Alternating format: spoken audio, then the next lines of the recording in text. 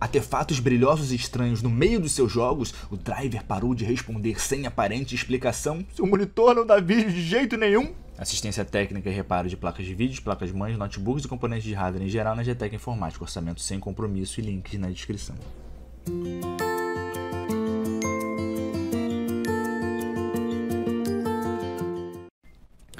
Fala galera, meu nome é Rodrigo, você está no canal Rodrigo Baltar, o canal que mais cresce no Brasil. Esse vídeo aqui é um bate-papo sobre a Intel, gigante de Santa Clara, outrora a maior fabricante de chips da indústria. Recentemente foi ultrapassada pela Shang Tsung e questionada sobre a perda da liderança. A Intel lacrou, pelo menos não tivemos nosso presidente preso. Essa foi a resposta da Intel à grande mídia e ao mercado. Muito tem se falado aí sobre a Intel esses últimos meses, esse último ano. O que está acontecendo com a Intel? A Intel vai falir também, junto com a Nvidia. As duas vão juntar as mãos ali, vão à bancarrota, deixando a AMD sozinha no mercado. Bom, muito tem se questionado em relação a isso, sem levar em consideração que a Intel tem quase 20 vezes o tamanho da AMD e quase 10 vezes o tamanho da Nvidia. A Intel é uma gigante. A Intel domina ainda o mercado, a Intel está começando a trabalhar com processadores ARM também, e a gente nunca pode subestimar um gigante como a Intel. Há alguns dias, uma notícia tomou os sites, né, e o YouTube, os sites de hardware, youtubers de sucesso, todo mundo falando sobre o vazamento dos Ryzen de terceira geração. Foi apenas um vazamento, nada ali foi confirmado, mas a AMD, né, que está muito astuciosa, promete ali lançar, quer dizer, segundo o vazamento, processadores de 12 núcleos e 24 threads para o desktop e também com o conceito de chiplet, trazer 16 núcleos, 32 threads, o que seria algo inédito, e também acabar com os quad-core ali. O processador mais básico vão ser 6 núcleos e 12 threads. Bom, a partir desse vazamento, a Intel vem de forma oficial, né? Quer dizer, o coice veio a cavalo, e ó, estamos trabalhando numa nova microarquitetura chamada Sunny Cove, que envolve também o conceito de chiplets e é totalmente focada no paralelismo. Bom, a arquitetura Sunny Cove que a Intel mostra, ela herda características do Skylake, né, que é baseado no Nehalem, que é baseado no Pentium 3 Coppermine. Foram evoluções, ele não foi uma arquitetura criada, uma microarquitetura criada do zero. Quando você fala arquitetura, né, pelo menos no meio científico, você está se referindo ao conjunto de instruções, a Instruction Set, x86. Quando você fala microarquitetura, você está se referindo ali à organização, à forma como aquele processador foi criado. Então a Intel vem com uma nova microarquitetura, uma nova implementação de organização de computadores dentro do Instruction Set x86, ou seja, não vai mudar tanto assim. Vão herdar ali características do Skylake, que a Intel foi fazendo refresh, né, ao longo do tempo, enquanto a AMD não mostrava uma concorrência. A gente não sabe o que acontece ali, né, se é por questão de para a Intel não ser acusada de monopólio de novo, como já foi acusada outras vezes. Mas a Intel agora diz que o foco é o paralelismo. O presidente também disse que o conceito de chiplet atualmente é muito mais importante do que qualquer processo de litografia diminuída. Por exemplo, os 10 nanômetros da Intel, segundo ele, são bem próximos ali da tecnologia de 7 nanômetros da TSMC. Então eles não estão preocupados com isso, o foco são os chiplets.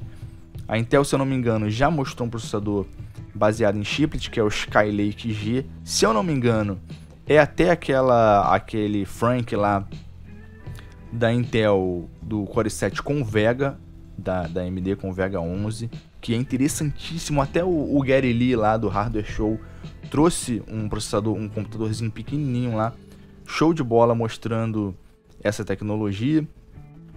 E a AMD também está focada no conceito de chiplet, né? E como eu disse aí em algum outro vídeo, acho que até do vazamento do Ryzen, do Ryzen terceira geração, os chiplets são um interposer, né? Um chapão com processadores, controladores de memória, dispositivos de entrada e saída, interconectados por uma banda de alta velocidade. Então ali você consegue colocar mais dispositivos, sem depender também de que eles sejam todos feitos na mesma litografia. Por exemplo, eu posso colocar um controlador de entrada e saída de 14 nanômetros, como por exemplo foi o vazamento do Ryzen 3, do Ryzen terceira geração, e colocar os processadores lá em si em 7 nanômetros. Quer dizer, você pode fazer isso. Então, a facilidade para você melhorar o que precisa ser melhorado é bem grande. Isso é bem interessante, cara. Isso é bem interessante, porque a Intel finalmente parece ter dado o braço a torcer e agora diz que o foco é o paralelismo. A Intel continuou lançando os processadores fazendo refresh, porque ela tem um market share enorme, né? Mais da metade do mercado. É tudo Intel, servidores Intel. A Amazon declarou que vai passar a utilizar processadores ARM, né? Nos seus data centers, e a Intel começa a trabalhar também com processadores ARM, a AMD também trabalha, e a gente não sabe como é que vai ficar essa briga aí, mas com certeza a Intel vem forte.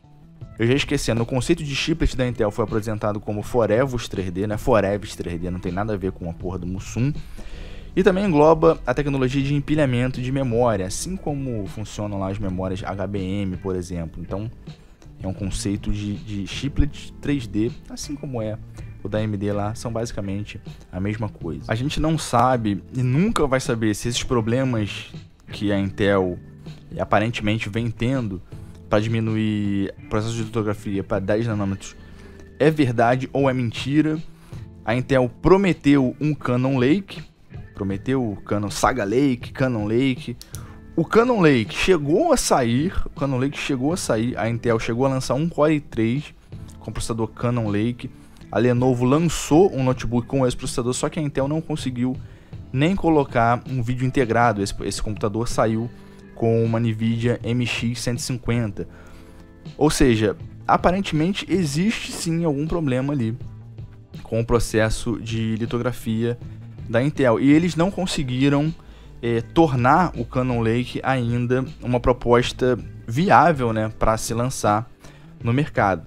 Então também ali tem a questão, será que esse Sunny Cove pode canibalizar as vendas do Cannon Lake quando o Cannon Lake vier a sair? Será que o Cannon Lake vai sair ainda? Será que a Intel continua trabalhando nesse processador, ou o foco está sendo todo no chiplet e também nessa nova microarquitetura Sunny Cove? A Intel também fala da sua nova GPU, mostrou ali a GPU rodando Tekken, por exemplo, mas ainda parece algo muito embrionário, diz que lançamento para 2020, e a gente não sabe realmente se o que estava rodando ali, o Tekken, era de fato uma GPU Intel.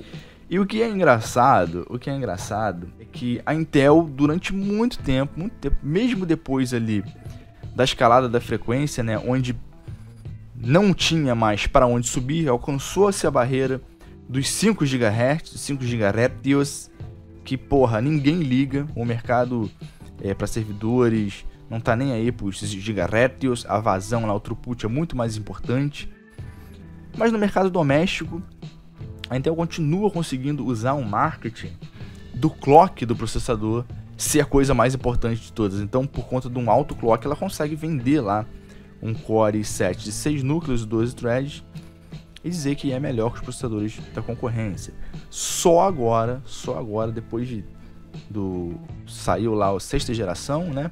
Prestes ao lançamento do Ryzen, muito próximo ao lançamento do Ryzen, veio os processadores de 7ª geração, depois que o Ryzen tinha sido lançado, depois veio de 8ª geração, agora veio de 9ª geração, que é a mesma coisa. Todos eles são exatamente a mesma coisa. Com o número de núcleos a mais. E agora a Intel mostra ali o seu Core i9 sem a VX512, como tem no Xeon, com 8 núcleos e 16 threads. Aí beleza, o mercado pede hoje o que? Vazão, throughput e eficiência. Para jogar, o mais importante é a sua GPU. E a gente continua vendo as pessoas, loucamente focada no clock do processador, o que é muito bizarro, o que é uma parada que não faz mais tanta importância desde, sei lá, de 2004, quando começaram a surgir os processadores multinúcleos. Eles não tinham mais para onde subir. Os conceitos de paralelização foram trabalhados aí nas últimas décadas de forma intensa. A gente teve paralelização no bit, quando você dobrava ali o tamanho da palavra, talvez a forma mais fácil de você explicar isso.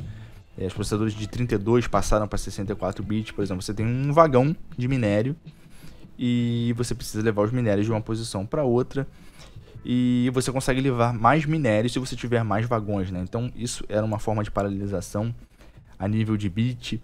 A gente teve a paralelização a nível de dados, a gente teve a paralelização a nível de instrução, né? Os processadores superescalares que podiam executar mais instruções por um ciclo, em um ciclo de clock. E o super pipeline, teve também a paralelização em tarefa. E depois que isso tudo foi esgotado, passou-se a trabalhar em paralelização real, né? A gente só tem uma chance aqui, a gente não pode mais aumentar o clock, porque isso vai aumentar o consumo e a dissipação de calor vai ser praticamente impossível. A gente não pode botar mais memória cache, porque além de gerar mais calor dentro do processador, é caro pra cacete. Quando a gente coloca vários núcleos, a gente consegue compartilhar isso. Esse foi o grande erro. O IPC do FX era ruim.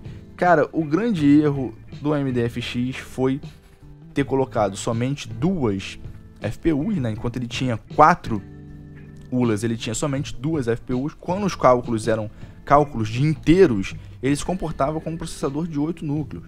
Quando eram cálculos de ponto flutuante, ele era um processador de 4 núcleos. A AMD nunca tratou o AMD FX como um concorrente do Core i7. Isso nunca foi dito. Quem dizia isso, sei lá, tava falando besteira. E um dos grandes problemas do AMD FX era compartilhar o cache L2 também, entre as ULAs ali e as FPUs. Então ele tinha um desempenho muito prejudicado em algumas aplicações. Quando você tinha aplicações ali de números inteiros, ele era muito bom. Quando você tinha aplicações de ponto flutuante, ele era mais ou menos igual comparado lá ao Core i5. E então, pessoal, a barreira dos 5 GHz foi alcançada. Acabou. Dificilmente vai passar disso. Dificilmente uma empresa vai lançar um processador aí com mais de 5 GHz de clock. Geralmente quando alcança ali em um ou outro, e tem os entusiastas que chapa lá aquela porra a 5 GHz, mesmo a parada derretendo lá dentro do gabinete, geralmente só para desktop, porque o mercado de workstation, o mercado de servidores não liga nem um pouco mais para isso, só mesmo o mercado de desktop. A Intel continua conseguindo fazer um marketing muito grande em relação a isso, e nenhuma outra empresa provavelmente vai lançar algo com mais 5 GHz. Todas já se pronunciaram a respeito disso. O clock, ele nada mais é do que um sinal de sincronia dentro do processador, onde ele controla a sincronia de todos os dispositivos digitais que tem dentro do processador. Então quando você aumenta muito o clock, os elétrons começam a fugir, o processador se comporta de maneira inesperada, algum circuito falha e você acaba tendo um resultado errado nos cálculos. Por isso, quando você faz aqueles benchmarks, de stress test, são os resultados que saem errado, né? Se você olhar lá os resultados das contas, o processador erra um resultado justamente por conta disso. Então, o clock do processador não é mais importante. A evolução dos processadores hoje em dia se dão na análise dos algoritmos dos programas de softwares que existem no mercado, em técnicas de previsão de desvio, brand prediction, renomeação de registradores, aumentar o número de registradores de propósito geral, melhorar o controlador de memória. Então tudo isso é o que consiste a melhora dos processadores hoje em dia. Já chegou onde tinha que chegar. E claro, você diminui ali a litografia, porque você diminui a litografia, você consegue colocar mais memória cache dentro do processador. E a memória cache também é um cambalacho para poder fazer o processador acessar a memória de uma forma mais rápida, já que o barramento e a velocidade das memórias ainda são muito lentos comparado às memórias internas que o processador tem. Então, pessoal, eu fico esperançoso aí de ver o que a Intel tem para trazer para a gente para o mercado, o que a AMD tem para trazer para a gente de mercado também. E eu aproveito para passar a mensagem, caralho, esqueçam essa porra de clock do processador, esquece essa porra. Imagina como seria o consumo e sei lá, a eficiência energética ou mesmo a dissipação de calor de um Core i9 lá, 9700, 9900K, se ele tivesse 4 GHz. Né? Ele consegue ainda ter um consumo lá, trabalhando com as técnicas dele lá de consumo de energia, né? De melhora de consumo de energia. Eles conseguem ter uma eficiência melhor do que o do Ryzen ainda. Conseguem ter uma eficiência melhor. Imagina se o clock daquela porra fosse 4 GHz. 4 GHz. Né? Só que pro mercado doméstico, a Intel empurra. Porra, foda-se esses caras. Mete um watercooler nessa porra, meu filho. Mercado doméstico é assim mesmo. Agora, quando o buraco é mais embaixo, que é nos servidores e tal, você vê o Xeon lá, 3 GHz, 3.5, 4, turbo de 4.2, raramente ele chega a 4.2. Então é algo que você não tem que se preocupar. O clock do processador, esquece. Clock do processador, esquece. A AMD já esqueceu essa porra também. E agora, parece que pro mercado doméstico vai tentar colocar um boost maior aí. Falou-se lá de 5 GHz, eu acho muito difícil. 5.1 eu também acho muito difícil. Talvez chegue ali no boost de 4.8, 4.9, vai ter 5 GHz em um processador ou outro. E a gente vai ver a galera louca aí, querendo botar 5 GHz em 16 núcleos. Caralho, o cara vai botar um watercooler desse tamanho aqui na porra do processador dele pra gelar. Todo mundo que mexe em computadores, que começou a mexer em computadores nos anos 90, tem um carinho muito grande pela Intel. A única divergência que eu tenho com a Intel é porque eu não consigo enxergar um custo-benefício nos produtos da Intel por conta da AMD. Mas é muito óbvio que a Intel tem um produto melhor, tem condições de trazer coisas melhores que a AMD, e isso certamente vai acontecer. O coice veio a cavalo e a gente espera as cenas do próximo capítulo. Um grande abraço e até a próxima.